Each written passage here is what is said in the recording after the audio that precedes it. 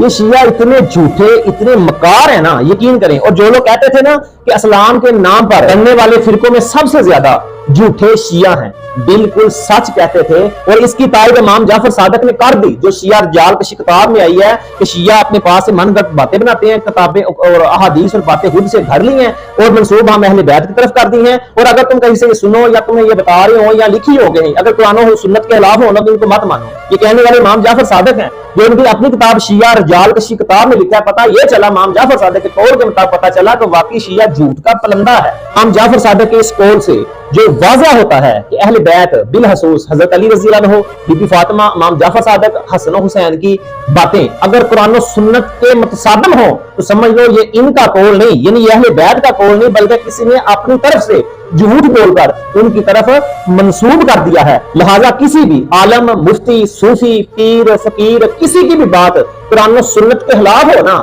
تو وہ ہرگز معتبر نہیں ہو سکتی ہمارے لیے. اور امام جعفر صادق کی بات سے ثابت ہوتا ہے کہ فقہ جعفریہ، فقہ شیعہ، عقائد شیعہ، مذہب شیعہ جھوٹ اور مکاری کا پلندہ ہے، کیونکہ شیعوں کی کتابیں قرآن و سنت کی مخالفت سے بھری پڑی ہیں. ہاں، شیعوں کی وہ بات جو قرآن و سنت کے مخالف نہ ہو وہ قابل قبول اور دلیل بن سکتی ہے، اس کے علاوہ جھوٹ کا پلندہ ہے. یہ میں نہیں، امام جعفر صادق کہہ رہے ہیں.